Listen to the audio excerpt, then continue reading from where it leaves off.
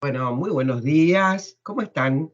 Hoy es 22 Bien, de mayo, estamos en la semana de mayo, así que lo vamos a festejar como corresponde. En realidad el 22 no fue un buen día para la semana de mayo porque había algunos ahí que querían algunas cosas y otras no. Después vamos a hablar un poco de la historia de, bueno, no sé si vamos a tener tiempo, ¿no? Pero ustedes ya la conocen, pero es como que tengo miedo de no contarla y que alguien le cambie algo. O sea, que alguno se vuelva un traidor que aparezcan, o que algún traidor aparezca en un billete de nuevo, qué sé yo, no sé, pueden pasar tantas cosas, así que es mejor recordar, ¿no? Que los que trabajaron por el primer gobierno de este país fueron todos buenos. O sea, en realidad algunos medio pensaban distinto, igual que ahora. Lo diferente de ahora es que ellos eran todos buenos, o sea, tenían buenas intenciones, quise decir. Pero bueno, acá estamos, este 22 de mayo en Sin Saco y Sin Corbata, el programa de Claudio Carutini. Y por supuesto, hoy me acompañan, como siempre, Daniel Estico, Fernando Meiter y Guillermo Carril. Y nos falta Jorge Haddad, que tuvo un compromiso en el día de hoy, así que hoy no vamos a estar con él. Pero bueno, ¿qué tal, Daniel? ¿Cómo estás? ¿qué tal, Clarita? Buen día a todos. Fernando, Guille, Buen qué día, buen semana día. hemos tenido. Si uno hace la lista es interminable, ¿eh? Pero bueno, ¿Por qué? eh, ¿Pasó algo? bueno, primero, No me digas que te quedaste en tu casa el miércoles. no, no, O pasa que, que siempre el dato del último día lo supera el anterior y uno se olvida, ¿no? Porque te acordás, Clara, que recién en la previa decíamos, che, ¿qué pasó esta semana? Porque, que el claro, lunes, ¿qué pasó algo el lunes? ¿te acordás el lunes que se presenta el presidente que no No. quiso ver la Patricia?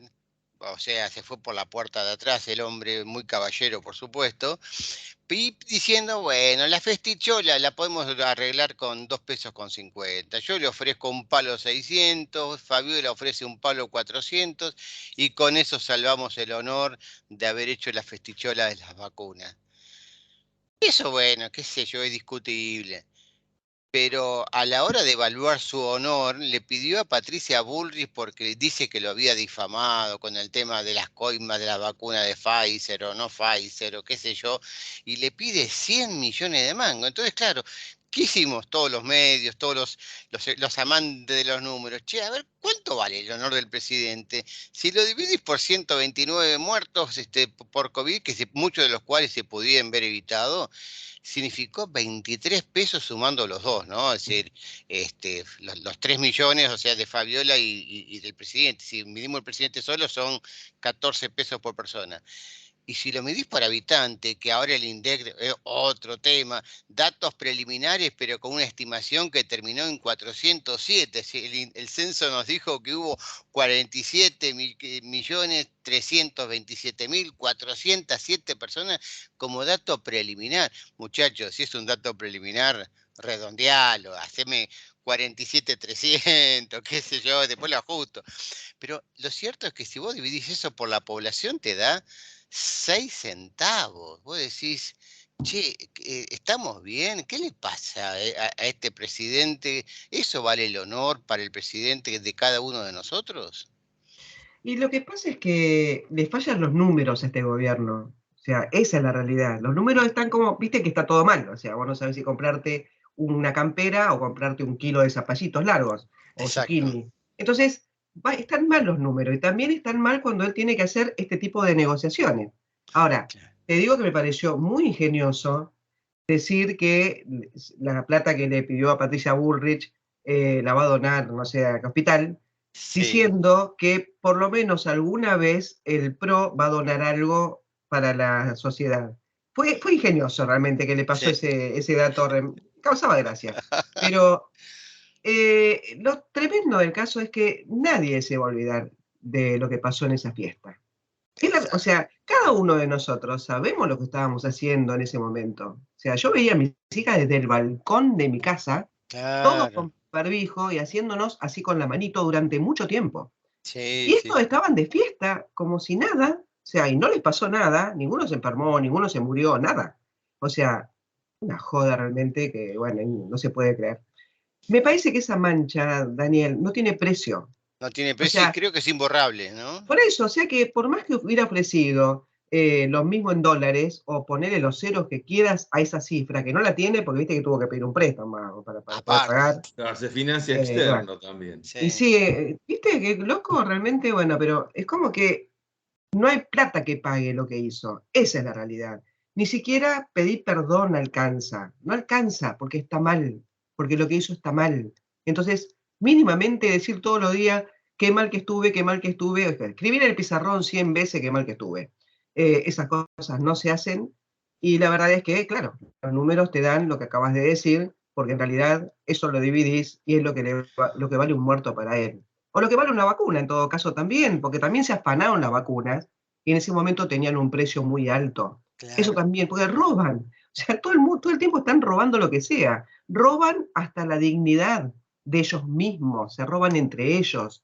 Pero bueno, es Y como para que peor, para cerrar la idea de la semana, que la vamos a desarrollar también, les recomiendo la columna de hoy en Infobae de Pablo Wende, el ministro Guzmán, no sé si ministro, porque ya creo que le queda tan grande ese cargo. Martín Guzmán es más peligroso que Feletti, después le cuento. Uy, Pablo estuvo matador ahí. Sí. total, lo mató con el título Lo directamente. mató. Bueno, y Fernando Meite, que está callado, no me digas que estás pensando todavía en las preguntas del censo que no te hicieron, ¿o sí? No, en realidad a mí me censaron 2 veces.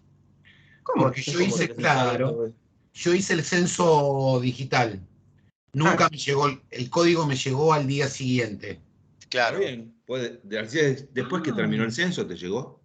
¿Eso Después que decís? terminó el censo. Entonces, Oh, vino el señor censista, que era un vecino del barrio donde yo vivo, lo hicimos entrar, lo convitamos con cafecito porque, como correspondía, porque hacía mucho frío, hizo todas las preguntas, o sea que yo estoy en mi casa, en lugar de ser 4, somos 8. por eso, ¿cómo era la No, no, no, cifra, no, Dani? no es un tema 47 menor, no es un millones. tema 47 menor, millones porque a la hora 300 de mil. sumar diputados para la provincia de Buenos 47 Aires, millones 327.407. no, Así no, que pero Bueno, verá, por lo que sumale, dice, sumale 4. no, no es un tema menor, porque a la hora de sumar diputados, si hubo muchos casos como el mío, va a haber gente duplicada y la provincia de Buenos Aires va a tener más derecho a tener más diputados, ¿me entendés? O sea, no es un tema menor. bueno, No, no, no, es cierto. esa es otra aberración que me gustaría tener después la opinión de Clara, ¿no? Pero igual, Porque igual esa aberración no es nueva, viene de antes. Lo que Bueno, pasa es que pero nadie espera, no, modificó nada. y viene yo del quiero noventa y compartir, uno. y yo quiero compartir una cosa con ustedes. El mismo día que el señor Alberto Fernández estaba de festichola con su esposa, mi mujer estaba tratando de pasar la Panamericana para ir Mm. a enterrar a su mamá. Yo no te puedo explicar por las vejaciones que pasamos por gendarmería en el peaje, por la entrada a Capital Federal. No sabíamos lo que era un número de trámite en un documento porque no teníamos la más puta idea de que había un número de documento en el DNI, buscándolo, abriéndolo con lupa, ese 0051 que está ahí abajo, que nadie El sabía número de trámite del DNI, sí. el Sí. número de trámite del DNI, mientras este tipo estaba de joda. Y otros tipos también estaban de joda, ¿eh? Y Claro, otros tipos también estaban de joda. De la oposición y del oficialismo. obvio. De la oposición y el oficialismo tengo lugar y fecha, ¿eh? Así que no jodamos con eso. Así que, ¿vale un palo 600? Bien, vale un palo 600, con un crédito que lo van a pagar del Banco Nación. Bien, ¿bajo qué garantías? Porque a mí el Banco Nación, yo tengo cuenta en el Banco Ahora, pero Nación. decían que era un banco español. Ahora, ¿se bajó el banco español? No, creo que yo escuché que había sido el Banco Nación. Ah, mira, Yo, el Banco Nación, para que me dé 5.000 pesos de crédito en descubierto, yo no te puedo explicar la pila de papeles que tengo que presentar. exacto. Este tipo, hasta donde yo sé, no es propietario, vive en una casa prestada del señor Alvino, Alquilada. cuando no está, no sé qué tiene, quizá lo va a garantizar con su sueldo de presidente, hasta cuándo no sé, Tiene sinceramente. un, tiene un bufé de abogados donde su socia es la que fue ministra de Seguridad al comienzo de la Bueno, gestión. bueno. Claro. Pero la verdad es que Nos es toman por todo. idiotas, nos toman por idiotas. Y vos sabés Yo, que, Clarita, yo para ir redondeando, algo que estaba comentando con Daniel Estico antes de empezar el programa, Vos sabés que hace 6 semanas aproximadamente fue una delegación de no sé cuánta gente a Brasil a negociar energía, que Brasil se había comprometido a pedirle menos gas a Bolivia para que Bolivia le dé más gas a la Argentina. Y en ese momento, hablándolo con Daniel, yo había dicho, mira, yo no creo que Brasil done una molécula de gas. Está grabado, Sí. busquen los programas, está grabado. Bueno, el despelote que se armó este fin de semana entre Bolivia y Brasil, porque Bolivia, ¿qué fue lo que hizo? Aparentemente le entregó más gas a la República Argentina. No hay adenda, todavía la adenda no aparece, pero ¿sabés qué hizo? Se la quitó a Brasil. No es que Brasil cedió su molécula, sino que Bolivia directamente le dijo, mira, no te entrego y te pago te pago la multa por no entregarte. Con lo cual Bolivia, por un tema político, de afinidad política con Argentina, deja de ser un socio confiable para Brasil. Así es el nivel de mentira del cual el gobierno nuestro nos está metiendo todo el tiempo. Y como frutillita del postre, señoras y señores, tengo solucionado el problema para la República Argentina. Guado de Pedro ya lo solucionó. Ah, lo vi ayer, me quería Lo morir. solucionó, ya está. Yo Ya no lo está. vi. ¿Qué pasó con Guado de Pedro? Irracional, Se imposible. solucionaron los problemas de la Argentina. Saquemos el edificio de YPF de la capital federal. Llevémoslo a la provincia de Chubut. Así YPF va a funcionar mucho mejor. Claro. No va a haber ningún problema. Ya está solucionado. O sea, Pero el edificio ¿para qué? El edificio porque YPF, como está su sede social está en Macachahueme, 505, Cava, la mayoría de sus impuestos los tributa en Cava. ¿Entendés? Ah, Por qué eso es, por eso es. bueno. Bueno, ¿por qué no se llevan todo de una vez y nos independizamos? Nos independizamos los porteños. Cada vez somos Estamos menos. en el medio del incendio y como muy bien dice Alfredo Casero, queremos flan. Totalmente, totalmente. Bueno, es bueno decir esto, que estamos cada vez peor, cada domingo que nos vemos estamos un poquito peor y sin solución. O sea, el tema es que, puedes decir, bueno, che, banquémonos, es un par de meses, un par de años. No, cada vez peor y acá lo que escuchás es que van a cambiarle la figurita a los billetes y que no va a haber billete de mayor Que no van a denominación. aumentar la denominación. No, Eso es una locura total, porque si vas a hacer billetes es el momento de sacarle un cero, por lo menos, Sí, y o poner, dos. o dos, y ponerle el billete de 5, de 10, lo Y que el fuera. ¿Cómo vas a sacar? banco te cobra comisión por los billetes que los tipos no te quieren entregar, te cobra comisión cuando los depositas. Es joda esto. Eso es de loca. Eso lo leí, Y me y pareció los valores chiquitos. No, pero es irracional. O sea, ¿cómo te van a cobrar un impuesto porque llevas muchos billetes? O sea, la gente que vende, no sé, lo que sea que venda, en pocas cantidades, tiene plata, tiene cambio. ¿Y qué hace? O sea, bueno, no voy a No, decir dónde hay que guardártelo porque realmente no no, es. sobre todo porque yo estoy a favor, ¿no?, de la bancarización y estoy a favor de la digitalización del dinero electrónico. No tienes, hoy es en siglo XXI, es irracional hacer operaciones en efectivo. Pero lo cierto es que a comienzo de semana salió un informe, no me acuerdo ahora la consultora, no, ADEBA, la Asociación de Bancos Argentinos, que hizo el informe de cuánto dinero efectivo se movió el último año, y es impresionante. ¿Y eso por qué? Porque se bancarizó de forma forzosa a través del IFE, de la UH, de la moratoria previsional. Hubo mucha gente que entró al sistema bancario por la ventana, no porque a conciencia dijo, sí, es bueno operar con el banco porque me da beneficios, sino porque, bueno, si querés cobrar el IFE tenés que bancarizarte, anotarte en una cuenta en un banco. ¿Querés cobrar la moratoria de la jubilación? Tenés que anotarte en un banco. Entonces, perfecto, eso estamos todos de acuerdo. Hay que terminar con la economía negra para que la distribución de impuestos sea más equitativa. Pero lo cierto es que no instruyeron a esa población a los beneficios de operar con el banco. Entonces, ¿qué pasa? Es el día de hoy que llega el pago de jubilaciones y la gente que hace cola en el banco para ir a retirar el efectivo, porque no sabe operar con el banco. Y entonces, claro, ahora como dice Fernando, es irracional que en ese escenario de que incorporaste, creo que no sé, como 10 millones de cuentas, porque el IFE y esas cosas son nuevas, nacieron con la pandemia, incorporaste más de 10 millones de cuentas de gente que no está preparada o fue instruida para operar con el banco. Y ahora el banco, porque vos vas a la verdulería y pagás en efectivo, vas a la panadería y pagás en efectivo, al tipo que va con los billetes le cobra una comisión, estamos todos locos. Dani, Es verdad, lo, es verdad. lo último, yo no quiero entrar a polemizar con vos, pero la República Argentina es muy grande.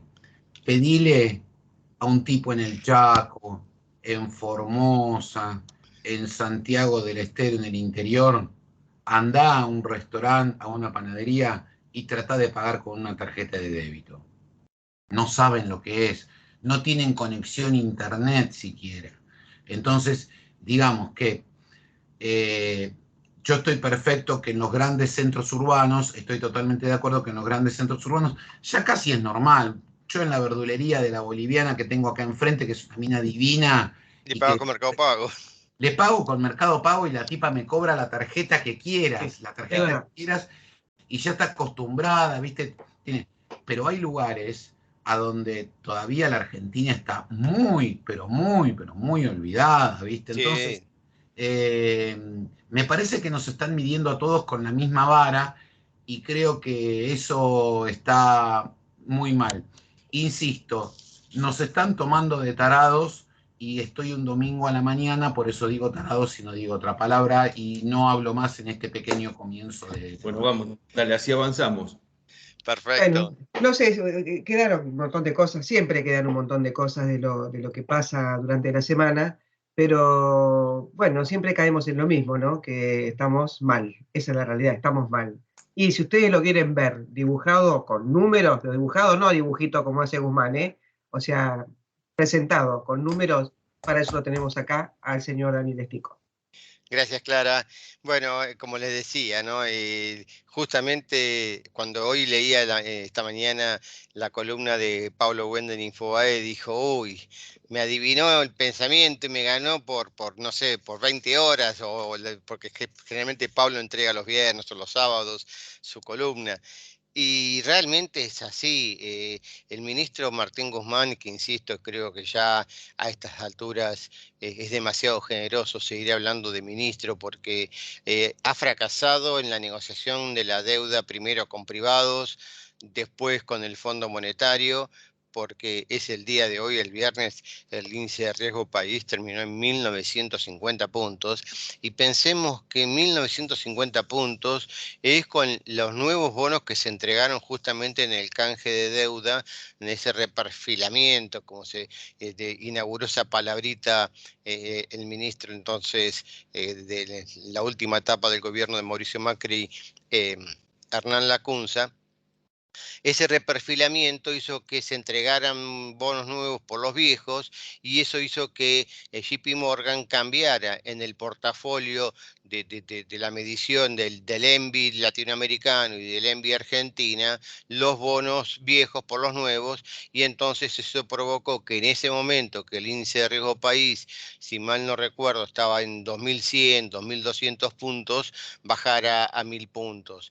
Por lo tanto, si uno hace la equivalencia de cuánto estaba el riesgo país pre-canje del 2020 y cómo cambió ese indicador a partir de los nuevos bonos y los 1950 de hoy, y uno claramente, sin temor a equivocarse, puede decir que hoy el riesgo país de la Argentina, equivalente al que había recibido el gobierno o pre-canje Martín Guzmán, es equivalente a 3.000 puntos. Estamos hablando que es casi más de 3 veces el que había dejado el gobierno de Mauricio Macri, si mal no recuerdo estaba en 800 puntos, salta a esos 2.000 por ineficiencia, inoperancia, el fracaso de este señor que viene, claro, uno ya lo conocía, si estaba bajo el amparo de Joseph Stiglitz, un populista no me sorprende lo que está pasando en la economía argentina, porque lo mostró en las fotos. Si uno ve los portales, los medios gráficos de hoy, y ve la foto del ministro de Martín Guzmán, creo que fue en la UOCRA y estuvo con otros sindicalistas, tratando de repartir gasto público, gasto social y etcétera. Y claro, ¿por qué estoy hablando de esto? Porque justamente el viernes a última hora, creo que fue como a las 8 de la noche, saca el Ministerio de Economía los datos del movimiento de las finanzas públicas de abril. Recordemos, e insisto con este punto, ¿no? Siempre nos informan lo que es base caja, lo que es la diferencia entre lo que ingresa, por ejemplo, a la AFIP a través de sus tres fuentes, aduana, ANSES y DGI, más otras cositas, y justamente, y bueno, y la diferencia con lo que realmente paga, no gasta. O sea, el gasto lo sabemos siempre mucho más tarde, 3, 4 meses más tarde. Sabemos el gasto que pagó, pero obviamente yo puedo gastar 120, pero si pago 100, de los 120 que gasté, en estas cuentas públicas me aparecen 100. Bueno, aún con ese juego contable y que viene de arrastre, ¿no? Viene de los 80 prácticamente, el ministro Guzmán nos mostró que abril cerró con un déficit fiscal de 79.000 millones de pesos. Obviamente, no me mate. Usted dice, ¿qué son 79.000 millones de pesos? ¿Es mucho? ¿Es poco? En las cuentas nacionales, ¿de qué estamos hablando? Y estamos hablando de un déficit fiscal que se multiplicó por 7, subió 592%. O sea, el déficit primario, o sea, antes del pago de intereses de la deuda pública, eh, fue el año pasado, en abril del 2021, de 11.445 millones de pesos. Y hoy subió a 79.185, se multiplicó por 7. ¿Se imagina si usted, cualquiera de los que estamos en esta mesa hoy conversando esta mañana, pudiéramos tener la capacidad de gastar 7 veces más, o por lo menos tener un rojo 7 veces más y dormir tranquilos? ¿Qué sería este país, no? Bueno, así estamos. Estamos porque el ministro, insisto, yo tengo la muletilla, perdónenme, el señor Martín Guzmán, apenas un mes antes, el 25 de marzo de este año, había firmado un acuerdo con el Fondo Monetario Internacional por el cual se comprometía a bajar el gasto público, se comprometía a bajar el déficit fiscal, se comprometía a mejorar las finanzas públicas, a bajar la inflación, etcétera, etcétera. Claramente uno dice, pero che, el gasto público que venía subiendo a un ritmo del 60, del 70% interanual, estamos comparando con valores muy bajos todavía del 2021, que todavía estaba influido en alguna medida por la crisis de la pandemia, el aislamiento excesivo, etcétera, etcétera, de la pandemia en 2020, lo cierto es que el gasto primario, o sea, sin contar la cuenta de pago de interés en la deuda, subió 87,4%. Estamos hablando de una tasa que, si la inflación terminó abril-abril en el 58%, que supera en casi 30 puntos a la tasa de inflación. Obviamente, semejante gasto público, con unos recursos tributarios, o sea, todo lo que decía, esas tres fuentes de ingresos que tiene el Estado, ANSES, DGI, aduana, subieron 60%. Entonces, ¿cómo hizo para poder expandir el gasto en 88% y con recursos genuinos que solo aumentaron 60%? Por dos mecanismos. Y estamos hablando base caja. Quiere decir que para mí el gasto público está aumentando aún mucho más. ¿Cómo hizo? Bueno, primero cayó en más déficit, más rojo, que lo va a hacer un pagadiós. Por eso, ¿qué pasó? Estamos viendo que una práctica que había abandonado transitoriamente, queda demostrado, el Banco Central, de financiar al Tesoro, empezó de nuevo a reactivarse y en lo que va del año ya le entregó 380.000 millones de pesos. Para que ustedes se den cuenta de que estamos hablando, es equivalente a más de 2,5 veces el déficit acumulado en en abril último. Por lo tanto, lo que estamos diciendo es, bueno, si el déficit total del cuatrimestre con financiero total fueron de 605.000 millones de pesos, quiere decir que el Banco Central financió 2 de cada 3 pesos de ese déficit. Y parte de ese déficit también lo financió con ese invento que son las rentas de propiedad.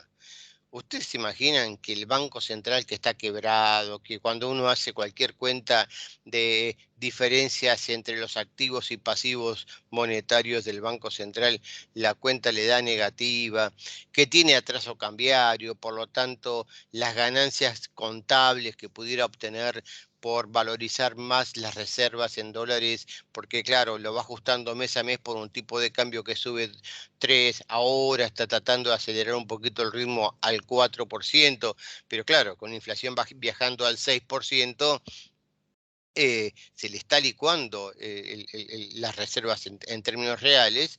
Bueno, que el Banco Central le haya podido girar a la tesorería en abril más de 126.000 millones de pesos. Insisto, recuerden, déficit terminó en 79. Pese a que el Banco Central más la ANSES le transfirieron a la tesorería o a la administración central 135.000 millones de pesos, o sea, el doble de lo que terminó resultando el déficit fiscal. Quiere decir, para no apoyarlos con tantos números, que si no tuvieran este recurso extraordinario, esta contabilidad creativa, estas ganancias inesperadas que le gusta decir a Martín Guzmán, el déficit fiscal en abril, en lugar de haber sido 80.000 millones de pesos, hubiera sido de 215.000 millones de pesos. Estamos hablando de una cifra que en todo caso ahí hubiera superado en más de 22 veces el nivel del año pasado. Y voy cerrando porque no me quiero exceder, porque da mucho, pero fíjense un dato que es increíble y que es inquietante. Las jubilaciones en lo que va del año, o por lo menos el dato abril-abril, que es lo que estamos analizando, por la ley de movilidad jubilatoria, aumentaron 58,6% a nivel de la mínima. Sube a 102% si uno le agrega el bono de 6.000 pesos que se pagó en ese mes en comparación con 1.500 que habían tenido de bono adicional, solamente para los que perciben hasta 2 jubilaciones mínimas, comparado con el año anterior. Pero, insisto, si las jubilaciones básicas aumentaron 58,6, ¿por qué las cuentas jubilaciones y pensiones subieron 66 puntos, 9 puntos? ¿Por qué? Porque ese parte del bono de 6.000 pesos que también lo cobraron los que perciben la UH y el IFE y todo el plan de asistencialismo que está llevando a cabo el gobierno, aparece en otras cuentas. Y entonces, fíjense, y voy cerrando, tenemos que las asignaciones familiares subieron 129%. Estamos hablando incluso, recuerden que les dije, con inflación del 58% año a año, estas prestaciones se aumentaron en 130%. Otros programas sociales que en esa bolsa no sabemos a quién está metiendo, subieron en 200%, se multiplicaron por 3. Las transferencias a las provincias aumentaron en 133%. Estamos hablando abril contra abril. Y recordemos que las provincias, como ustedes saben, tienen el régimen de coparticipación federal de impuestos. Por lo tanto, ya tienen una ganancia inesperada asociada a los recursos que recibe la nación a través del cobro de impuestos. Por lo tanto, este aumento de las transferencias a provincias del 130% es al margen de esa coparticipación. Ahora vuelvo al tema jubilaciones. Si las jubilaciones aumentaron 58, ¿por qué la cuenta aumentó 66,6? Claro, porque si aparece una señora Cristina que le gana un juicio al Estado y logra una pensión extraordinaria de 3 millones de pesos cuando debiera cobrar la máxima, que no me acuerdo si está ahora en 200, son 8 por 3, 24, es decir, 250.000 pesos aproximadamente, y cobra 3 millones de pesos, o si le hacen un juicio al ANSES y le pagan a un artista 12 millones de pesos, y hay otras filtraciones, y claro, con la cuenta del ANSES, con la cuenta de los jubilados, se le está pagando a gente que realmente no lo merece, que está fuera del sistema, pero no es que no lo merece porque no hicieron mérito, no lo merece porque la ley determina que pone un límite máximo de pago de hasta 8 salarios mínimos vital y móviles. Y cierro con esto, justamente el aumento de la recaudación del ANSES en el trimestre marzo contra diciembre del año pasado fue del 18%. Quiero que me explique la señora Raberta por qué para el cálculo de la movilidad previsional, para el aumento de las jubilaciones a partir del próximo mes de junio, el componente ANSES se subió solo 12%. Le limaron 6 puntos, o sea, el aumento a los jubilados tendría que haber sido del 18 y se reduce a 15, claro, porque como el promedio de salarios aumentó 18, más 12 del ANSES da 30, dividido 2 da el aumento resultante del 15%. Le limaron 3 puntos de aumento porque están usando los recursos genuinos, entre comillas, de los que corresponden a los jubilados para pagarle cuentas a los amigos de la política. Entonces, claro, coincido con esto de lo que dice Pablo Wende hoy. La política que está llevando el gobierno, sobre todo Martín Guzmán, es más peligrosa que la política de control de precios que sabemos que hace más de 4.000 años que se ha probado en el mundo y que siempre ha fracasado, porque no está honrando su palabra, porque fue incapaz de cumplir el compromiso con el fondo a menos de un mes de haberlo firmado, y porque estas tasas de velocidad que está teniendo el gasto público anticipan que lo que ya es vox populi, que la inflación de este 2022 va a terminar largamente arriba del 100%.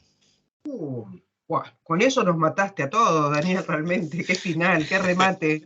Pero bueno, es como que es la realidad, ¿no? Lo venimos viendo desde hace mucho, lo venís alertando desde hace tiempo también. Ya lo hacía Claudio, me acuerdo en octubre del año pasado, que nos miramos con Pablo Olivera, como diciendo de qué habla este hombre. Bueno, sí, hablaba de esto, ¿no? De lo que está pasando ahora. Bueno, yo quiero comentarles que, por mi parte, me quedé enganchado un poco con el tema del censo, aunque el censo en realidad yo lo hice apenas lo pusieron en internet, me pareció que es la forma en que tiene que funcionar las cosas, rápidas. No sé si me lo habrán cambiado, capaz que somos 8 como Fernando, somos menos, qué sé yo. Pero bueno, la realidad es que me pareció un desborde de alegría la de Marcos Lavagna festejando en un búnker como si hubiera ganado una elección a presidente, más o menos, lo que fue algo muy mal hecho, pero muy, muy mal hecho. Realmente no puede haber tanta gente no censada en la capital, porque después vamos a ser menos, no puede haber números dibujados en la provincia de Buenos Aires. O sea, yo les anticipo una cosa, que lo que vamos a conocer de este censo va a ser escandaloso. Hoy se los digo, va a ser escandaloso, pero en muchas cosas, porque van a querer demostrar, porque se notaba en las preguntas a dónde estaban, para qué lado estaban yendo, así como le salió mal la cantidad de personas que se perciben no sé qué cosa, que no son ni hombre ni mujer, y es tan mínimo que no se justifican ni que tengan secretaría, ni ministerio, ni órganos de consulta, y tanta gente dando vueltas sobre un porcentaje tan pequeño de personas que no son ni hombre ni mujer. Yo no tengo ningún problema con que sea lo que quieran, pero que estén avalando una política cultural, cambiar la política cultural de este país, es lo que estaba apuntando el censo. Las preguntas tenían que ver con costumbres, tenían que ver con de dónde venís, tenían que ver con qué te gusta, Pero la pregunta que realmente me molestó, y por eso hoy va a estar acá, ya está con nosotros un invitado, es cuando te preguntan si te autopercibís de algún pueblo originario. Me molestó porque tuve ganas de decir que sí, porque al decir que sí, a lo mejor me toca un cacho de tierra de Neuquén o de Río Negro, o de quién sabe dónde. Y quién sabe cuánta gente habrá dicho que sí. Es más, seguramente vamos a tener una población que se percibe pueblo originario de todos los que no vinieron de Europa, que es lo que le molesta a la señora Fernández, que se llama Fernández porque viene también de algún lado así, tipo no sé de dónde. Tendría que cambiarse el nombre también, ¿no? Pero bueno, están pasando cosas graves que no están siendo visibilizadas por los medios de comunicación. Nos estamos enterando de las cosas que ocurren por las redes sociales, porque hay gente que se anima a subir un video donde, por ejemplo, esta semana lo vimos, creo que fue en enero, el momento en que ocurrió esto, o en febrero, donde una persona en Neuquén, en Campo Chachil, pero noto porque no me acordaba, Campo de Chachil, quiere entrar a su campo y no le permiten el acceso al camino, y les pregunta quiénes son y empiezan a nombrar una cantidad de pueblos originarios y terminan diciendo somos RAM. Y le exigen que no filme, o sea, estamos en un momento en que se están regalando las tierras y no se está defendiendo la soberanía. Y miren qué raro que es todo esto, que el presidente de Chile, que supuestamente es de izquierda, no está defendiendo esta postura. Es más, militarizó la zona donde están estos autodenominados mapuches, que son violentos además. Y ya para no perder más tiempo, le damos la bienvenida a Nicolás Suárez Colman, que es un abogado rionegrino, republicano, y que le gusta respetar la Constitución, según dice su propio usuario. Ya te podés sacar la cámara, Nico, para que te podamos ver. Y bueno, la realidad es que esta persona que ustedes están viendo acá está desde hace mucho tiempo peleando y contándonos qué es lo que ocurre en el sur de nuestro país. Y está interponiendo, no sé cómo se llama, Nico, buen día, ¿cómo estás? Te doy la bienvenida acá al programa que estamos haciendo en este momento. Y te presento también a Fernando Meiter, que está con nosotros, porque él está interesado también en participar de lo que queremos saber. Queremos saber concretamente por qué no se hace nada. Vos tenés algunas puntas de esto, hiciste algo muy en particular por los predios del ejército, y ayer creo, si no leí mal, que hay otro culpable ahora que no actuó como debería haber actuado, o sea, hay prevaricato o lo que fuera que sea la figura, de no haber hecho algo para defender esos terrenos, que ahora son mapuches. O sea, ¿cómo es esto? ¿Nos contás un poco? Abrí el micrófono con el que todos escuchamos. De nada, agradecerles el espacio. Me parece que es una situación sumamente delicada porque no solo afecta a la Patagonia, sino que va a terminar afectando un poco a todos. Acá lo que sucedió con las tierras del ejército fue sumamente grave porque hay una abogada que supuestamente le llegó tarde la notificación y se presentó 2 días después, pero resulta que esa notificación fue retenida por un funcionario del ejército, el director general de Asuntos Judiciales, Diego Abela, que fue quien en definitiva guardó la notificación dolosamente durante 2 o 3 días para cuando se la presentara a la abogada estuviera ya vencida. Pero no solo que Diego Abela es el responsable, porque también la abogada esta participaba del expediente hace más de 1 año y medio, por lo tanto debió haber estado pendiente de las posibles actuaciones y de haber sabido que había una sentencia, porque esas cosas uno las ve en el sistema y te llega un correo electrónico. Así que me parece ahí que hay una doble situación y han tratado de armar un acting para que quede como en evidencia que hubo un problema técnico interno y no hay responsabilidad política ni jurídica sobre cómo regalaron 160 hectáreas del ejército en medio del centro de Bariloche. Pero más allá de eso, creo que lo que hay que hacer es contextualizarlo, porque es un problema sumamente grave que no nace ahora, que no solamente es un problema que nace en la localidad, en la provincia de Neuquén y Río Negro, sino que nace con la sanción de la ley 26.160, una ley que tiene más de 10 años es una ley que está diseñada para hacer el relevamiento de las comunidades y de los pueblos originarios de la Argentina. Y esa ley lo que tenía por objeto era saber cuál era la verdadera población de personas o de pueblos originarios y censarlas y darles los instrumentos jurídicos para que esas comunidades pudieran empezar a ordenarse territorialmente y en su árbol genealógico. Esa era la idea.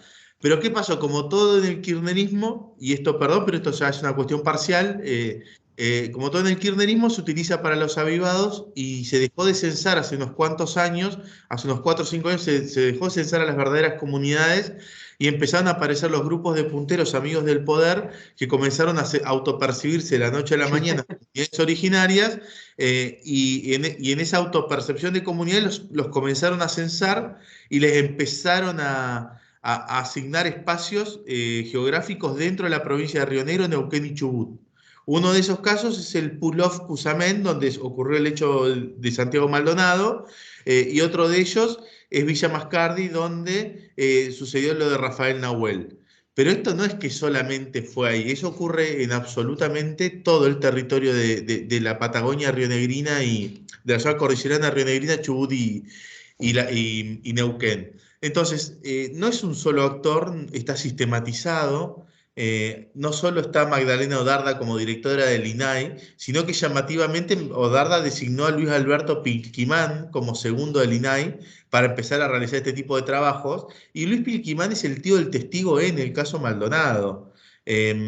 Después aparece otro actor más, que es Orlando Carriqueo, que es coordinador del Parlamento Mapuche y el coordinador de políticas sociales del ANSES para la región, que es quien hace el soporte económico, y aparecen dos organizaciones sumamente peligrosas. Una es el MAP, que es el Movimiento Autónomo Mapuche del Puel Mapu, traducido al castellano es la RAM o la CAM, son los dos organismos que luchan de forma sangrienta o a través de actos de terrorismo, que justamente está integrado por Luis Alberto Pilquimán y por Orlando Carriqueo, las dos personas que te nombré antes.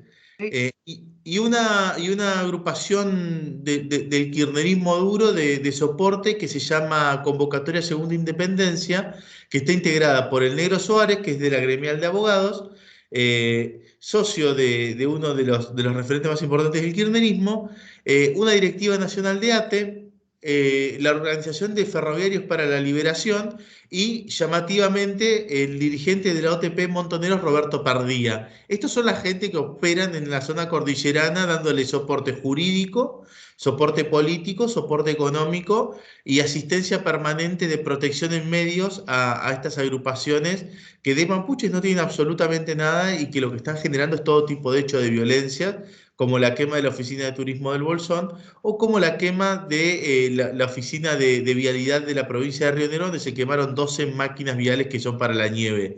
Entonces, esto no ocurre de forma suelta, esto ocurre de forma sistematizada. Claro, claro. O sea, hay un plan evidentemente detrás de esto, pero lo que no sabemos es si realmente lo que quieren es fundar nuevamente la civilización mapuche o si en realidad quieren quedarse con otra cosa, ¿no? Por eso Meite está ahí atento, porque él habla de energía, es un especialista en energía, y tenemos el tema de vaca muerta por ahí, ¿no? Es como que no es casualidad. Bueno, mira, justamente esto del Puel Mapu que yo te nombraba como MAP, el Puel Mapu es el territorio que se considera propio de las comunidades mapuches, que ocupa todo el sur de la provincia de Buenos Aires, el 80% de la provincia de La Pampa, San Luis y Mendoza, hacia todo el resto de la Patagonia. Ese es el territorio que reivindican como propio y hacia ahí están yendo, porque obviamente hay muchísimas riquezas. Hay pampa, hay energía, hay petróleo, gas y hay un montón de minerales. Y obviamente son territorios estratégicos en materia de comunicación internacional porque tenés acceso a los dos mares, porque no solamente es de la Patagonia argentina y parte del centro de la Argentina, sino también la Patagonia chilena, y esto les facilitaría un montón de tareas en las que están encomendados, pero realmente es un espacio y un pensamiento de dominación, de desconocimiento de la soberanía nacional, en complicidad con funcionarios públicos que parece no importarle absolutamente nada y estar destinados a asociarse a estos grupos que son delincuenciales Y además que hacen negocios importantes en materia turística y de tierras, así que realmente la ensalada que hay en la Patagonia, gracias a funcionarios que no están haciendo cumplir la Constitución y están utilizando las leyes para este tipo de cosas, bueno, realmente estamos en una situación sumamente complicada y además una justicia que también mira bastante para otro lado, porque no está ejerciendo su judicatura, digamos, sin ir más lejos, van, usurpan una tierra y no los desalojan, cuando la obligación que tiene cualquier juez o fiscal es cortar con los efectos del delito. Entonces empieza la discusión y realmente no termina más y la gente termina con la cabaña quemada, con todos sus animales muertos, con el bosque nativo talado y con las personas que son propietarias de las tierras imposibilitadas de reingresar a sus propiedades. Así que hay una situación de muchísima inestabilidad. Eso es lo que pasa. Fer, Nicolás, antes que nada, muy buenos días, un gusto, tengo el gusto de leer tus columnas en algunos diarios. Ha sido sumamente claro, pero mi pregunta es la siguiente.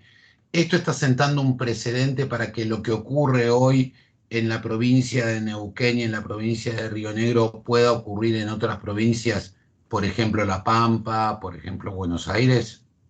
Yo creo que sí, hay un solo fallo que es bastante interesante de la provincia de Río Negro, del Superior Tribunal de Justicia, que creo que ante tanta presión social y política tuvo que tomar una decisión, que fue determinar que las vías de hecho no son las formas adecuadas para las reivindicaciones territoriales, esto es decir, por la fuerza, la usurpación no es el método de protesta, y creo que fue un limitante muy interesante. Porque en definitiva los juzgados inferiores incluso estaban diciendo que no había delito porque eran cometidos por comunidades originarias, esto te digo de fiscales y de jueces de primera instancia, en lo penal, lo cual nos estaba generando muchísima preocupación y dudas. El Superior Tribunal de Justicia de Río Negro por lo menos puso un freno en la cuestión, pero aún hay algunas causas que están esperando resolución en la Corte Suprema de Justicia de la Nación y que no están encontrando una resolución rápida y útil que nos permita establecer cuál va a ser la forma de trabajo en la materia, porque de esta forma es un vale todo y eso realmente es muy complicado en una situación donde hay propiedad privada en el medio, hay inversiones que no se están realizando por miedo a estas cuestiones. Hay producción que está paralizada porque en definitiva mañana te prenden fuego todos los caballos o todas las vacas o todos los corderos o lo que haya. Entonces realmente estamos en una situación de muchísima delicadeza y de muchísimo miedo incluso para el turismo, que podría ser mucho más explotado y no lo está logrando. Y por otro lado, los titulares de los campos que se encuentran en Vaca Muerta, que son superficiarios, tienen muchísimo temor de que comiencen las reivindicaciones territoriales, porque obviamente los superficiarios de energía son los que reciben sumas considerables de dinero por la exploración y explotación de sus campos. Así que ahí hay muchísimo interés económico y las comunidades originarias están, o que se autoperciben de esta manera, están realmente con acciones muy violentas. Y por lo menos del gobierno de la provincia de Neuquén no hay absolutamente ningún límite, ninguna señal clara. Ahí creo que es incluso más complicado. ahora lo que llama la atención es que nosotros hace mucho tiempo que estamos conviviendo con los que son realmente los pueblos originarios que quedaron en la Patagonia.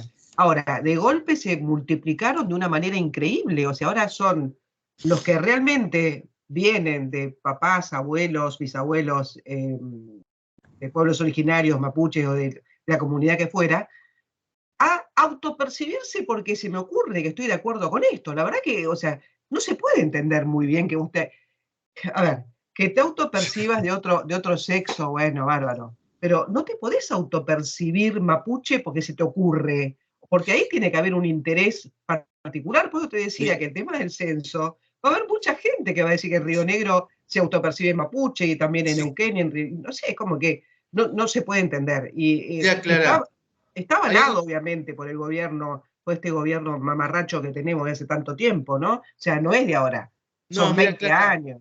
Hay algo muy, muy, muy fuerte en esto que tiene que ver la relación que nosotros desde la política tratamos de construir con las comunidades originarias de verdad.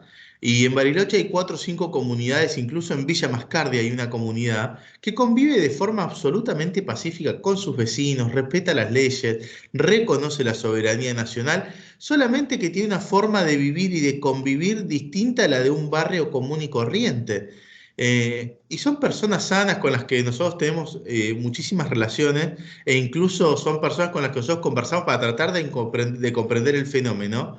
Y lo único que nos dicen, estos son unos vivos delincuentes que salieron de tal barrio, aquel era mormón y un día se levantó y dijo, soy mapuche, tuve una epifanía, esta es mi tierra. Sacaron unos huesos del cementerio y los enterraron ahí. O sea, es un delito lo que están cometiendo y son grupos de delincuentes, no son comunidades de pueblos originarios. Incluso la propia ley 26.160 para las reivindicaciones territoriales prohíbe a las autoridades reconocer territorio que tiene propiedades privadas adentro o que es de la propiedad privada del Estado. Por ejemplo, las tierras del ejército para los ejercicios. Tienen que ser tierras fiscales. Y si no hay tierras fiscales donde se reivindica, tienen que buscarse territorios similares de carácter fiscal. Entonces, todo lo que están haciendo acá es de carácter delictivo. Eso es lo que hay que entender. Y ponen en juego la soberanía nacional y ponen en juego la seguridad jurídica para todos los argentinos que quieren venir a la Patagonia. Así que realmente me parece que hay un futuro negro si no hay un límite. Ahora, Nicolás, vos, por ejemplo, hace pocos días, el 11 de mayo, denunciaste directamente penalmente a la abogada del Ejército por prevaricato e incumplimiento de los deberes de funcionario público, ¿no? No es la primera vez que lo haces. Estás muy pendiente de mandar y denunciar todo lo que ves que está mal. ¿Sos el único o son un grupo? ¿Cómo se manejan ustedes ahí? Mira, nosotros, digo nosotros porque en realidad me acompañan amigos abogados que nos dan una mano de soporte de atrás, pero que nada, no quieren aparecer porque no se involucran políticamente, pero te dan una mano.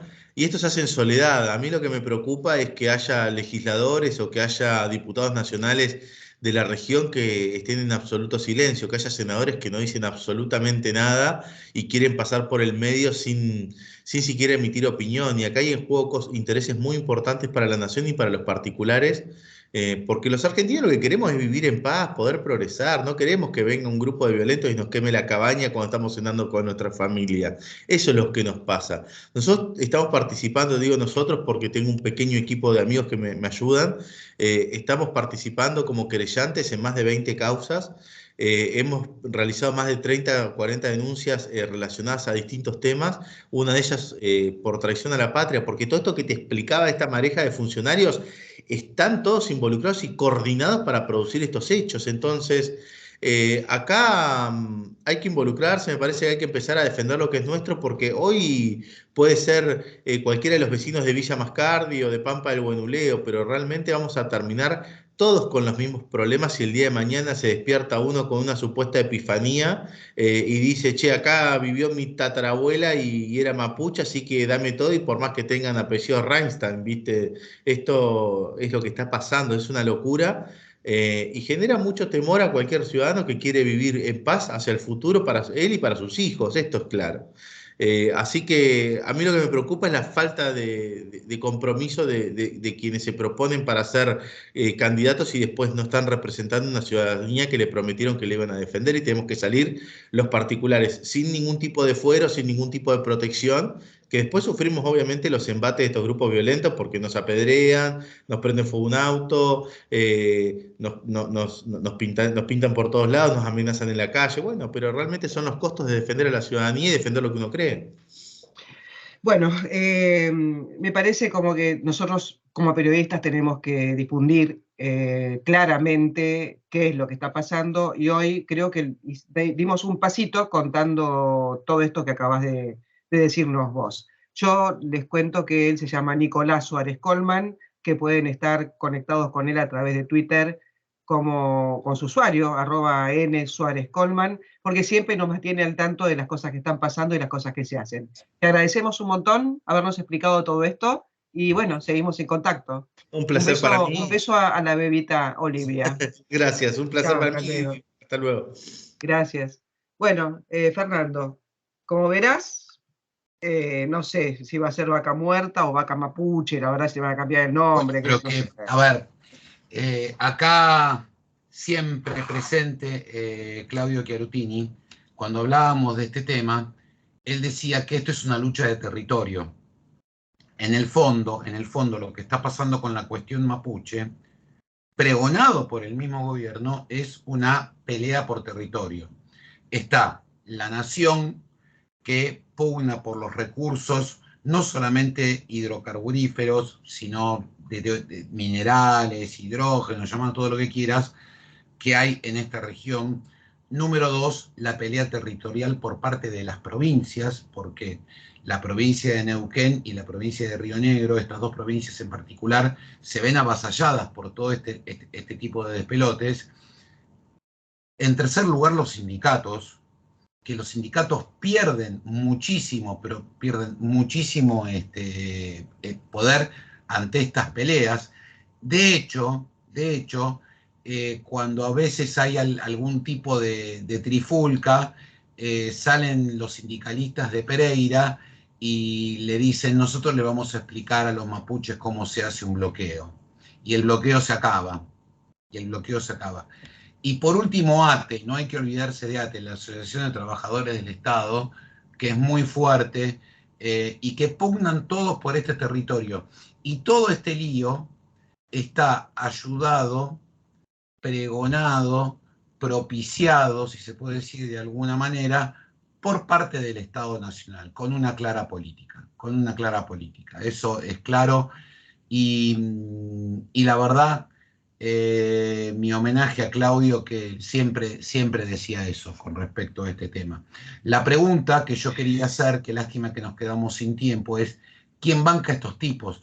Porque si vos viajás a Neuquén y viajás por rutas internas, por las cuales no son nacionales ni provinciales, pero son caminos para llegar a yacimientos, si tenés que pagar peajes, si para que Don Zoilo, en el paraje tal, para que te abra la tranquera, porque se autoconsidera mapuche, le tenés que pagar para que te abra la tranquera y te deje pasar con los camiones. Esto es una organización que necesita mucha plata,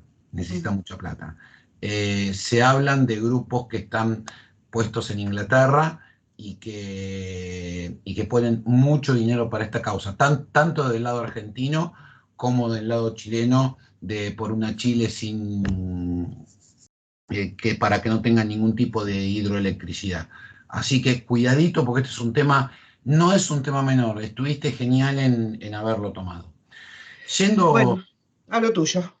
A lo mío. Yendo al tema de la energía, nuevamente se está demostrando la ignorancia por parte de los funcionarios argentinos. De hecho, antes de empezar el programa, estuve leyendo prácticamente todos los títulos de todos los diarios nacionales y provinciales, y lo que más noticia está dando es un discurso que dio ayer el señor Guado de Pedro, que no sé, vuelvo a insistir en lo mismo, qué tipo de preparación académica tiene como para estar ocupando el lugar que tiene, y qué tipo de preparación académica tiene como para proponer que YPF deje de estar en el ámbito de Cava y pase a las provincias, bajo la razón de que YPF está pagando muchos impuestos en Cava. Guado, te lo digo tranquilamente, YPF paga impuestos en la provincia de Santa Cruz, en la provincia de Chubut, en la provincia de Río Negro, en la provincia de Neuquén, en la provincia de Chaco, por todas las provincias por donde hay algo de YPF, YPF paga impuestos, lo mismo que todas las empresas petroleras. Y te voy a dar un ejemplo. Si vos le facturás a una compañía que no es su YPF, por ejemplo, le mandás una factura por trabajos de consultoría, aproximadamente 400.000 pesos. ¿Sabés cuánto a vos te llega en el banco? Te llega aproximadamente 219.000. El resto, ¿sabés qué se lo llevan? Retenciones que te hace la provincia de Santa Cruz, retenciones que te hace la provincia de Chubut, retenciones que te hace la provincia de Neuquén, retenciones que te hace la provincia de Río Negro, retenciones que te hace la provincia de Córdoba. ¿Ok? Entonces, el mover el edificio o la casa central de Capital Federal a Neuquén, Río Negro, Chubut o La Quiaca no cambia la parte impositiva de todo esto, no cambia absolutamente nada, Y lamentablemente te quiero comentar que todas las casas centrales de casi todos los proveedores grandes que tiene YPF y otras compañías, lamentablemente están en Buenos Aires. Entonces, te felicito por la idea, pero nuevamente es impracticable. Y esto me parece que lo que estás haciendo es seguir colaborando con una grieta que a nadie le gusta, a nadie, ya en este punto estamos todos repodridos del tema grieta.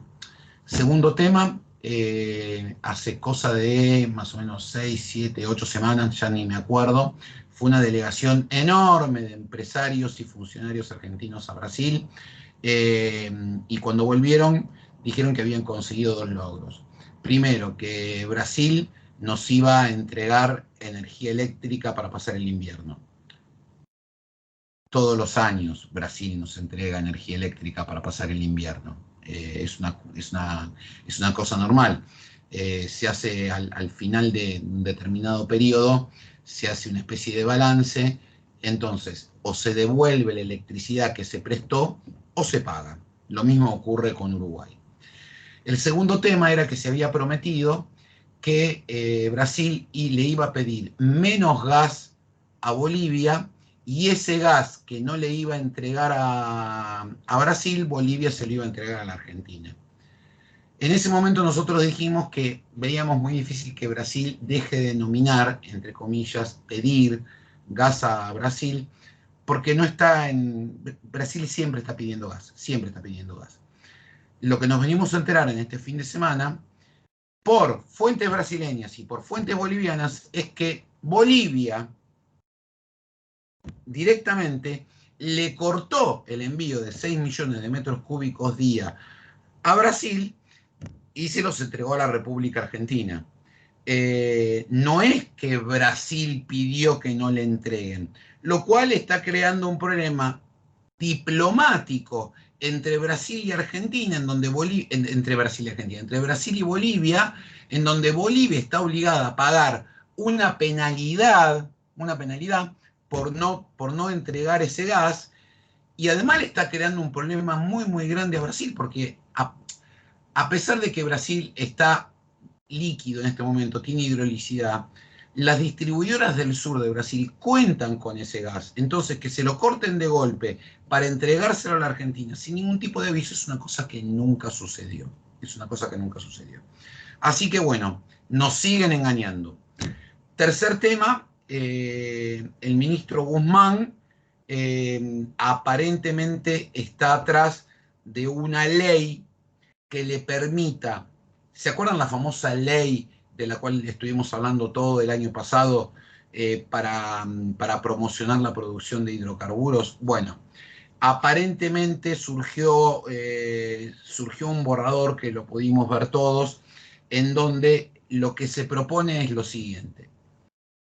Sobre una base cero que vos estás produciendo hoy, suponete que producís 100 barriles de petróleo más. De esos 100 barriles, 20 te voy a dejar exportarlos con arancel cero y te voy a dar libre disponibilidad de la plata que vos estás obteniendo. ¿Qué quiere decir? Que en lugar de tener que traer ese dinero a la República Argentina y que te lo paguen en el dólar oficial, vos lo puedas llevar a Uruguay, a Luxemburgo, a Paraguay, a cualquier lado. Esa ley es la que va a entrar en el Congreso. No hay mucho consenso entre el ala cristinista y el ala albertista con respecto a este tema, y además hay un pequeño problema. Acá estamos nuevamente entrando en un tema que es constitucional. Si yo le permito a las empresas petroleras exportar el 20% de una producción incremental con libre disposición de dinero, que ya de por sí es inconstitucional porque tendría que dejarle exportar todo, vamos a empezar por ahí, pero está bien, no hay dólares, sabemos todo lo que pasa. La industria farmacéutica puede pedir lo mismo, el campo puede pedir lo mismo, la industria cárnica puede pedir lo mismo, la industria del conocimiento puede pedir lo mismo. Entonces acá se puede llegar a abrir una caja de Pandora que puede traer problemas y problemas muy grandes. en el medio de que Guado de Pedro está pidiendo cambiar la sede de YPF, señoras y señores, no salen los diarios, pero cada vez es más difícil conseguir gasoil en el interior de la República Argentina. Es muy difícil, cada vez se está complicando más. Y para que ustedes tengan idea, para dar números, esta semana, en una jugada medianamente inteligente que promovió la Secretaría de Energía y que lo hizo Camesa junto con la ex Enarsa, que se llama IASA y que se va a volver a llamar Enarsa, licitaron gas y gasoil al mismo tiempo y están viendo a ver cuál es la oferta que mejor les cuadra y que les salga más barata. Solamente para que tengan una idea, esta semana llegaron 2 barcos a la República Argentina con gas. Cada barco solamente de gas, cuesta 120 millones de dólares. A eso hay que cobrar, a eso hay que sumarle los gastos de licuefacción, los gastos de puerto y los gastos de espera del barco que está a la gira esperando que le den la orden para entrar. Algo parecido está pasando con los precios del gasoil que, fruto de la invasión de Rusia a Ucrania, están subiendo. Y como último tema que les quiero contar, Bloomberg anunció en el día de ayer que Rusia decidió cortarle el suministro de gas a Finlandia en represalia por el pedido de Finlandia de estar entrando en la OTAN. El conflicto, que yo insisto, nos estamos acostumbrando a este conflicto, lejos de estar solucionándose, cada vez se está empeorando. Así que bueno, con esto yo termino mi columna y los espero el miércoles de la semana que viene en otra edición de Cinza con Energía. Muchísimas gracias. Fer, antes de darle el pase a Cristian, que ya está listo, es grave lo que acabas de contar respecto de Rusia, pero no solamente por la implicancia que tiene en este momento, sino porque le dijo al presidente de Estados Unidos: usted no va a poder entrar nunca más en su vida a Rusia, ni más de 950, más de 960 funcionarios norteamericanos que habitualmente tienen conexión con Rusia por distintas razones. Entonces se hizo muchísimo más amplio. Y creo que este es el momento de empezar a darle un poco de paso a Cristian para que nos empiece a contar si esta decisión rusa hizo que cambiara algo en la bolsa, si Wall Street siguió igual que siempre o no, o si Buenos Aires remitió de alguna forma todos estos coletazos del conflicto entre Rusia y Ucrania. ¿Qué pasó, Cristian? Sí, ¿qué tal? Buenos días a todos, Daniel, Clara, Guillermo, Fernando, ¿Qué tal, Cristian? Jorge. Sí, siguen mandando la volatilidad en los mercados, no solamente en los mercados internacionales, sino también en la Argentina. Esta semana tuvimos un miércoles negro en Wall Street, un día que en la Argentina no operamos por el feriado de el censo, pero sí el Nasdaq sobre todo tuvo una de las caídas más importantes de las últimas décadas, pero así todo, la bolsa, por lo menos a nivel local y medida en pesos, tuvo un rendimiento interesante. El Merval creció un 2,65% en la semana y el índice general, que es el que mide la performance de todos los papeles listados en la bolsa, casi en la misma sintonía, creció un 2,42%. Yo diría que el tema de la guerra, obviamente, de Rusia y Ucrania, está en la mira de los inversores, sobre todo por el efecto que tiene en el precio de los commodities. Esta semana hubo una nota muy replicada también en medios locales que publicó The Economist sobre el potencial riesgo que podría generar que el precio de los commodities agrícolas, principalmente el trigo, pueda desencadenar una hambruna a nivel global, ¿no? Hay bastante preocupación en ese tema, también de precios por ahí de los metales, el petróleo mismo, ¿no? Y también lo que está generando muchísima expectativa del lado de los inversores es qué es lo que va a pasar en Estados Unidos, ¿no? La gran pregunta es, Estados Unidos tiene inflación, una inflación altísima que va a estar en el rango del 7, el 8% anual, y la gran pregunta es, ¿qué va a hacer la Reserva Federal, el gobierno de Estados Unidos, para bajar esa inflación, ¿no? ¿Va a aplicar alguna política abrupta de baja de tasas de interés o una política paulatina, ¿no? Un poco como el mismo dilema que tuvo en sus comienzos el gobierno del PRO, ¿no? O sea, porque obviamente la fórmula más utilizada para bajar la inflación obviamente es enfriando la economía y eso también genera obviamente un costo importante sobre lo que es la generación de empleo, ¿no? Del lado de los inversores hay por lo menos la balanza se inclina más para el lado de que la Reserva Federal va a aplicar alguna receta paulatina, va a tratar de ir enfriando un poco la economía de manera paulatina, sobre todo vía suba de tasas de interés para evitar un shock abrupto y de nuevo que pueda generar alguna implicancia en el mercado del empleo, ¿no? Así todo en la Argentina, la semana pasada hubo algunos papeles que anduvieron bastante bien, sobre todo los bancos. Banco Macro creció un 10,95% en la semana, el Galicia, el Grupo Financiero un 5,71% y una cementera, Holcim Argentina, 6,25%. Por el lado de los papeles que terminaron con números rojos, Aluar cayó un 4,98%. Sorprende un poco la caída de Aluar.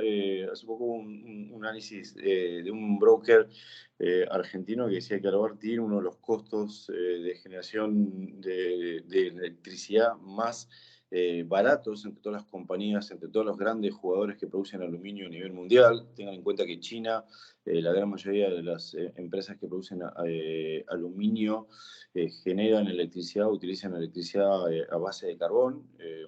Después Transportadoras del Norte perdió un 4,26% y Cresud un 3,46%. Del lado riesgo país sigue subiendo, el riesgo país ya está a niveles de 1940, 1950 puntos. Esto es casi 19 puntos y medio por encima de lo que paga el bono del Tesoro americano. Es decir, el bono del Tesoro americano cerró el viernes con una tasa del 2,93%.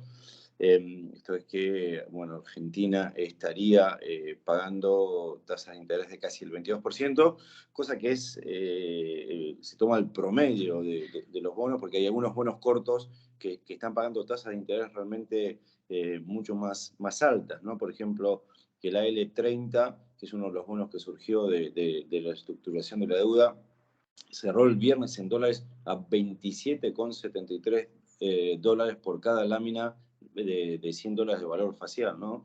Está rindiendo un 33,5%, mucho más de lo que marca la tasa de riesgo país. Y el GD30, que es de legislación extranjera, cerró el viernes en dólares a 30,14 con un rendimiento del 29,89%, ¿no?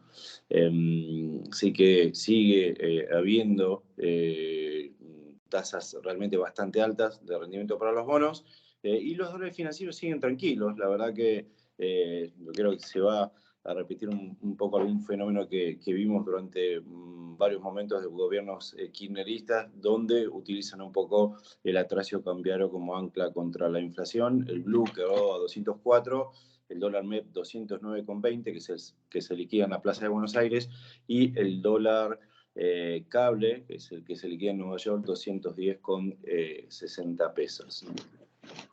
Cristian, una preguntita. ¿Cómo Sí. te va, Daniel Estico? ¿Qué tal? ¿Qué dicen en el mundo, sobre todo en Wall Street, en todos los medios internacionales, sobre esta tremenda caída que está teniendo el Dow Jones, el Standard & Poor's, la peor, algunos dicen en 20 años, otros en 40 años, que nunca hubo una caída tan brutal, solamente porque la Fed subió medio punto la tasa y está en el 1% anual? ¿Qué va a pasar el día que la tasa de la Fed vaya a niveles históricos de 2-3% anual?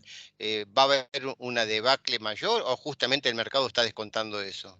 Sí, no, buena pregunta. Ahí también por ejemplo, lo que decían que estaba afectando también a los bonos argentinos es un poco lo que está rindiendo los bonos que se denominan junk bonds o bonos basura en Estados Unidos, también los que tienen calificación de triple C, que ya están rindiendo el 10, el 11, el 12%, y eso, bueno, también obviamente si un bono americano de esa categoría rinde eso, bueno, la deuda argentina tiene que ir detrás, y eso es lo que hizo un poco caer también el retorno de los títulos públicos argentinos. Por otro lado, también, cuando se dan este tipo de ciclos, hay muchos reacomodamientos de carteras. Por lo general, los inversores van a las empresas que requieren poco capital. Son esas empresas que generan valor, que pagan muy buenos dividendos, y sobre todo se empiezan a descartar o empiezan a sacar de las carteras a las empresas tecnológicas, a las empresas que requieren de mucha inversión de capital, de mucho capital intensivo,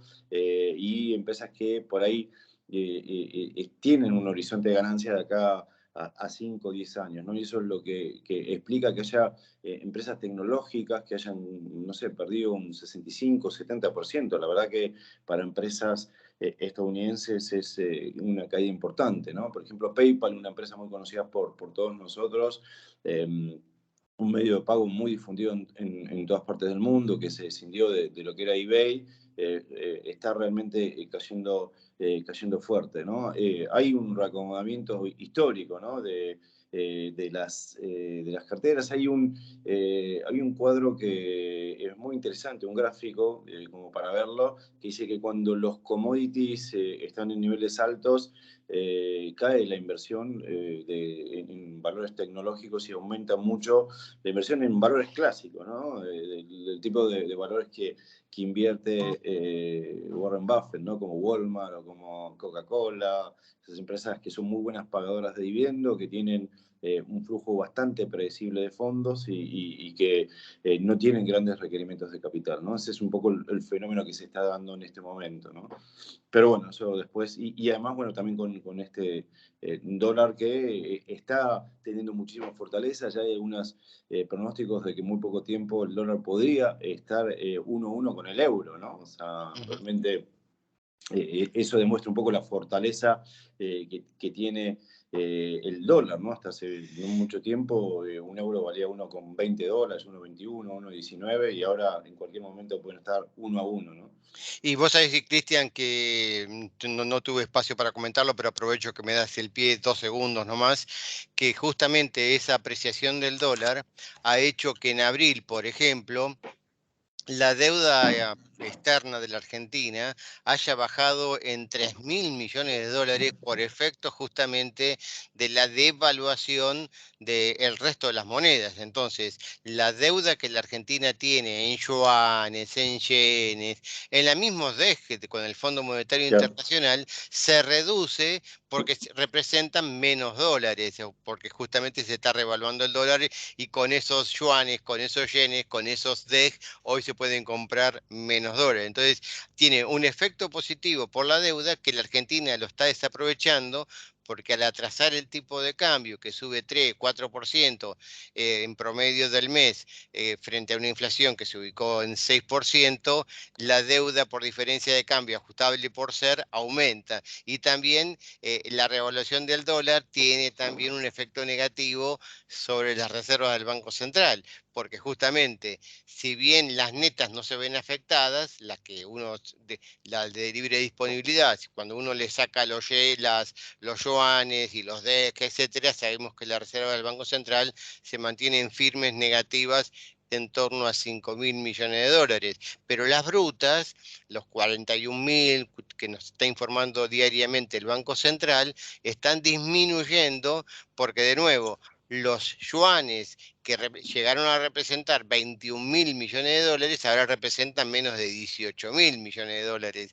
Y los DEC del banco que le aportó el Fondo Monetario Internacional de Argentina, que habían llegado a representar más de 6.000 millones de dólares, también se están licuando. Así que, ¿cómo juega ese fenómeno de la apreciación del dólar? Te favorece las commodities, pero al mismo tiempo te castiga las reservas y te favorece la deuda, ¿no?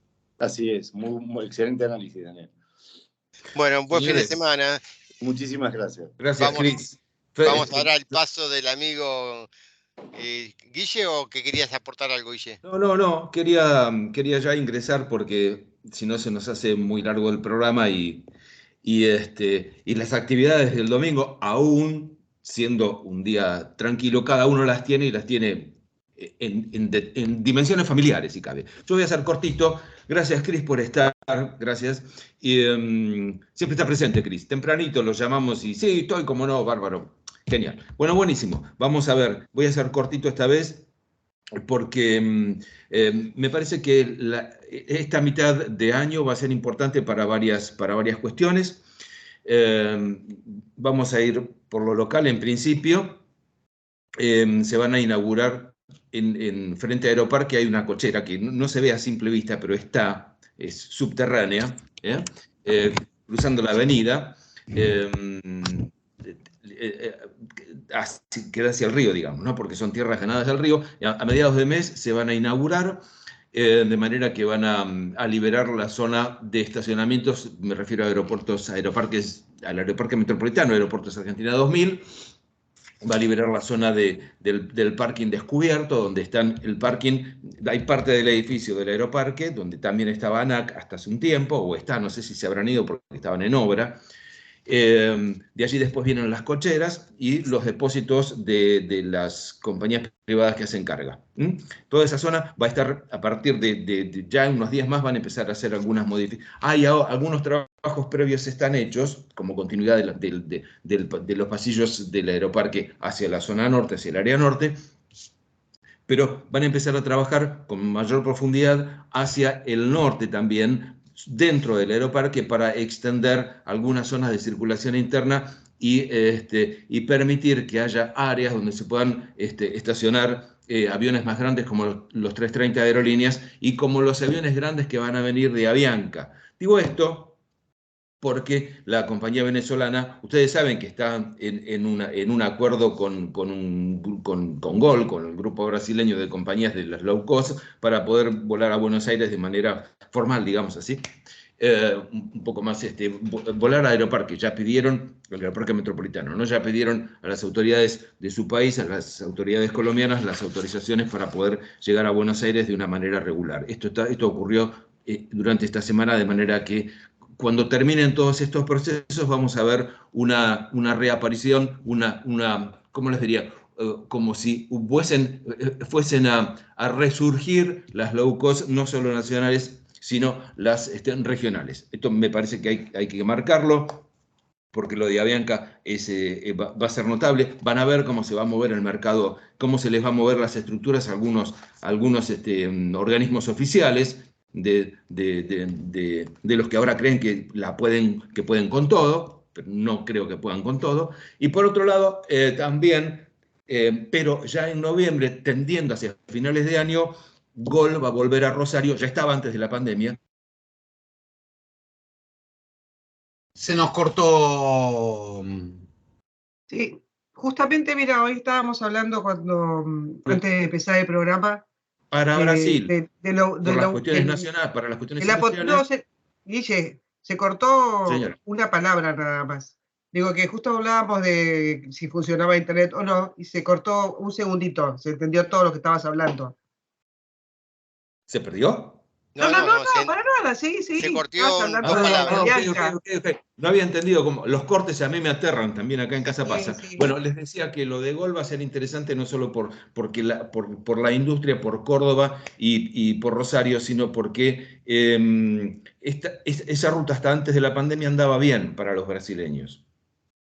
Y la van a tratar de reflotar. Por eso, a mí me da la sensación, y ya con esto quiero cerrar, Clara, Daniel y Fer, querido, con esto quiero cerrar, me da la sensación que el mercado argentino, que es chico, ciertamente es chico, porque al lado del brasileño es chico, y al lado del Caribe también, y del centroamericano es chiquito, la tendencia va a ser a que las low cost crezcan, y que muchos argentinos empiecen a usar más. En la medida que, Dani, acá vas a poder opinar tranquilamente, en la medida que la economía se empiece a estabilizar. Yo no sé cuándo va a ocurrir, pero sí me parece que hay que advertir, no, ojalá que sea rápido, pero ojalá me encantaría. Lo deseamos, Pero pero hay que advertir vamos a que tener que esperar hasta el van a 24. venir cambios, no, seamos un poco más optimistas, van a venir cambios interesantes dentro de este mercado por lo menos. Acá Bueno, cierro, porque si no nos hacemos larguísimos. te agrego una nota de color muy breve, Chicho. Les recomiendo que lean en Infobae la nota de Nicolás Pizzi. Aunque tiene pocos incendios, el gobernador de Santiago del Estero gastará más de 15 millones de dólares en la compra de un avión hidráulico. Hidrante, perdón. Hidrante. O sea, el negocio aerocomercial da para todo. Da Si para no hay todo. vuelo Ya lo para que están haciendo turismo, los que vuelen para tirar agua. En realidad no sabemos si va a ser hidrante, capaz que es un avión para viajar de un lado a otro, como hacen todos los gobernadores actualmente, ¿no? Tienen todos un avioncito, un helicóptero, Y o sea, en la mover sustancias tierra, no deseables, ¿no? claro, pero además no pisan la tierra ni te ven, no nos ven. Exacto. Bueno, un minuto nosotros, nada más, Clara. sí, Per. Le mandé a Chicho durante la semana una nota que salió en el diario El Financiero en México de el lío que hay con las modificaciones que hicieron en dos aeropuertos, los dos aeropuertos más importantes de México. Yo lo que quiero pensar es lo siguiente: si van a empezar a caer Airbus 330 de Avianca, de Viva, de todos lados, Aeroparque, van a seguir sumando vuelos en Córdoba. El tráfico aéreo argentino, sumado a Ezeiza, Morón y todo eso, más vale que, yo digo, por una vez en la vida pido que alguien mire un poquitito más adelante y empiece a ver cómo son los recorridos de las salidas, todo. Porque yo te cuento, esta semana en México hubo cuatro posibles colisiones de aviones producto de una política parecida a la que hizo Argentina con el tema de las low cost. Aprendamos de los errores que tienen los demás. Digo, nada más. ¿Ok? Normalmente no ocurre eso de que aprendemos de los errores, ¿viste? Claro, que no lo vemos. Yo te explico. Todas las salidas en Argentina son Buenos Aires, Quilmes, Quilmes, La Plata, llegan a los 10.000 pies y ahí van. Pero todos los aviones hacen lo mismo, ¿me entendés? Y no va a haber lugar para todo eso. No va a haber lugar. Los que aterrizan en Aeroparque llegan a San Fernando a 5.000 pies y ahí encaran para Aeroparque. Tampoco va a haber lugar. Entonces, piensen un poquitito para adelante. Se los pido por favor, ¿ok? Nada más. No quería... Bueno, sí, nosotros... es verdad lo de México. Lindo caos. En lindo caos se metieron y en cargas. No te digo, nada. Bueno, no, pensemos bien alguna vez. Pensemos que va a estar todo bien y que no van a chocar los aviones en el aire. No. Todavía se encuentran con ese avión que va todos los días a llevar los diarios, no me acuerdo ya para qué corno va y viene hacia el sur del país.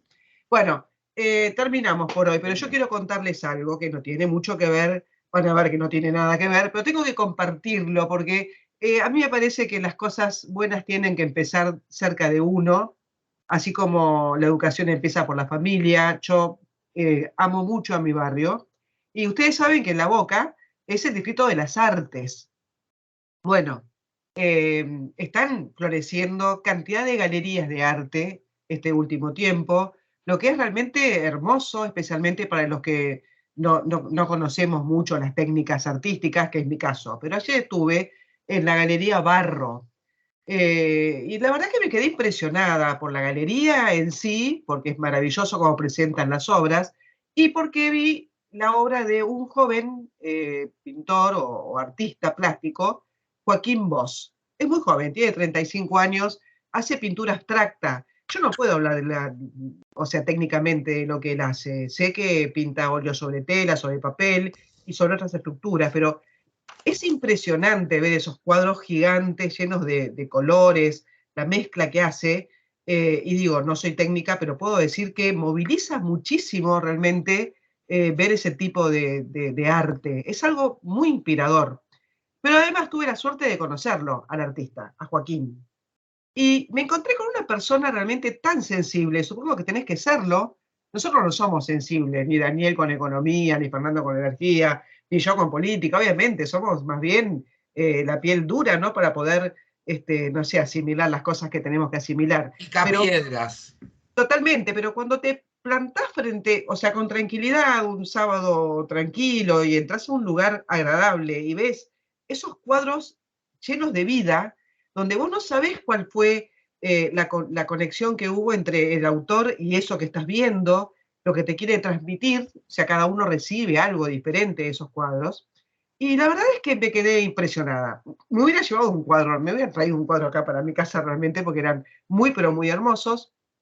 Pero conversando con Joaquín Bosch, no sé, es como que las preguntas son difíciles, pero yo le preguntaba qué es lo que buscaba, y él me decía que él expresa cosas, o sea, expresa sentimientos cuando pinta, cuando hace una obra, y qué busca, tiene una búsqueda, y ahí me quedé enganchada, cuando él decía que buscaba por desconocimiento, como queriendo ir a buscar eso que le diera conocimiento, en esa metamorfosis constante que es lo que hace un artista de este tipo, que vas cambiando, o sea, con el tiempo cambia hasta encontrar quién sabe qué, ¿no? Porque a lo largo del tiempo uno cambia, nosotros no cambiamos nunca, pero bueno, los artistas cambian su forma de expresar. Así que quería contárselos porque es bueno apoyar este tipo de cosas. Yo lo voy a hacer a partir de ahora, voy a recorrer toda la galería de arte que hay para aprender y además para apoyar a la gente que en mi barrio está apostando por el arte. Y que además me sacó de la cabeza por un rato largo toda esta porquería que tenemos todo el tiempo cuando hablamos de política, de economía. Es como que, bueno, ¿sabés qué, Fernando? Los cuadros me hicieron acordar siempre ese fondo que tenés detrás tuyo, que es un cuadro de Viviana, ¿no? Es un cuadro de Viviana. Cuando me planté frente a los colores impresionantes, impactantes, me acordé de ese fondo que siempre veo cuando hacemos este programa. Bueno, nos tenemos que ir. Volvemos a agradecer otra vez la ayuda que estamos recibiendo. Realmente no tenemos palabras para agradecer que nos ayuden a mejorar la tecnología a través de los cafecitos que nos convidan. Y nos tenemos que ir. Si quedó algo, Clara, bueno, ¿sabés qué? Siempre me olvido decirlo. Habitualmente cuando uno está viendo por algo por YouTube y le gusta, hay que hacer un clic como apoyo a la persona que se comunica. Y digamos, como usuario habitual de YouTube, me di cuenta que todos lo reclaman porque es como que hay una interconexión entre el que habla y el que escucha, y que esa interconexión es la aceptación del mensaje. Me parece que si les gustó lo que nosotros hicimos, le hacen un clic en me gusta y nosotros nos ponemos contentos. Es cierto, nosotros estamos en un nivel de 2.000 a 2.500 personas que nos ven, no en directo, algunos nos ven después, ¿no? Después que terminó el domingo, el lunes, el martes, cuando quieren verlo, está en YouTube. Están todos los programas en YouTube. Pero, sin embargo, son muy poquitos los que ponen esto que decís vos. O sea, no son 2.000 personas, son algunas. Me pero gusta, por suerte, es una cosita así, no me acuerdo cómo es. Pero... es un dedo para arriba y por suerte no hay nadie que lo ponga para sí. abajo. Para abajo no tenemos. Y sobre así todo avisen a los amigos, porque si no se están perdiendo un programón como hicimos otra vez, ¿no? Totalmente, es así. Bueno, gente, ¿nos vamos? Un abrazo. Deseándoles como siempre que tengan una buena semana, un feliz 25 de mayo, pongamos la bandera, por favor, que sea la bandera celeste y blanca, no pongan de otro color. Córtenla con la banderita esas que están en la Cancillería, dentro de lo posible solo la celeste y blanca, y no puedo no decirlo, pásenlo bien, el 25 de mayo, chocolate con churro, con pastelito, con lo que quieran. Aprovechen porque ya lo dijo el gran Claudio Chiarutini, que lo peor está por venir. Chau, nos vemos. Chao. Chau. Hasta luego.